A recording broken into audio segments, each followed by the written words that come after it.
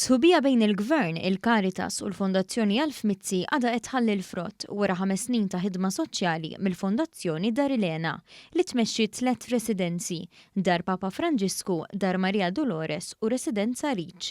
Dawn id-djar iservu ta' shelters temporani għal nies bla saqaf fuq rashom jew bi sfidi soċjali u jgħinuhom jerġgħu jintegraw fis-soċjetà.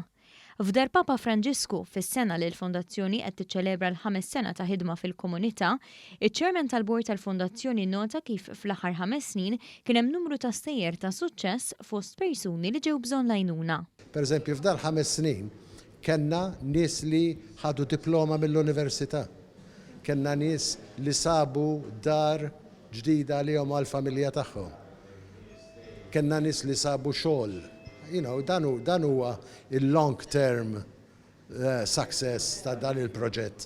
Huwa proġett uniku, għax huwa l-uniku wieħed għaw Malta, l-uniku wieħed li involvi il-Gvern, il-Caritas u the Alfred Mizzi Foundation li għal privati ġifieri.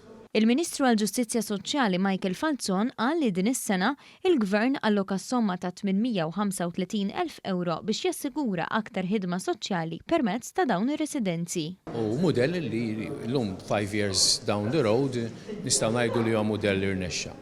Mudell li hawnhekk nipprovdu kif għattajjeb inti mhux biss is-saqaf imma anke dak li huwa mill-bżonnijiet oħra tal-individwu, nawgura li jkun hemm ftehimiet oħra minn dan it-tip.